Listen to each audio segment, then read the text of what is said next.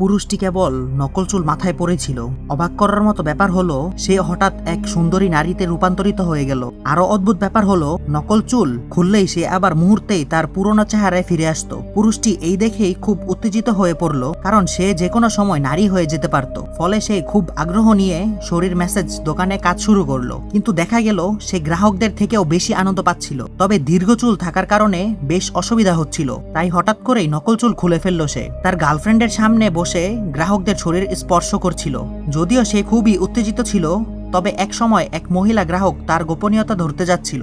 ভাগ্যক্রমে সে একজন নীতিবান ছেলে ছিল। সে শুধুমাত্র যারা নৈতিকতা ভাঙত তাদেরই শাস্তি দিত। পুরুষটি আরো পাগল হয়ে উঠল। সে গোপনে একটি মেয়ের সঙ্গে ওয়াশরুমে গিয়েছিল, কিন্তু যখন সে ভিডিও করতে যাচ্ছিল তখন কেউ তাকে ধরে ফেলল। তবে সে মোটেও ভয় পেল না, কারণ নকল চুল পড়লে কেউ তাকে চিনতে পারত না। তারপর মেয়েটি সঙ্গে সিকিউরিটি নিয়ে এলো, কিন্তু তখন সে পুরোপুরি নারীতে রূপান্তরিত হয়ে গিয়েছিল। তারা এই দৃশ্য দেখে সহজেই তাকে বিশ্বাস করে, কিন্তু সে ভাবতে পারেনি পাশে এক খারাপ লোক দাঁড়িয়ে আছে, যিনি তাকে বারবার হয়রানি করছিলেন। অদ্ভুত ব্যাপার হলো যখন সে আবার পুরুষ হতে চেয়েছিল, ছদ্মচুল আর খুলতে পারল না। পরিশেষে সে চিরতরে একজন নারীতেই পরিণত হয়ে গেল।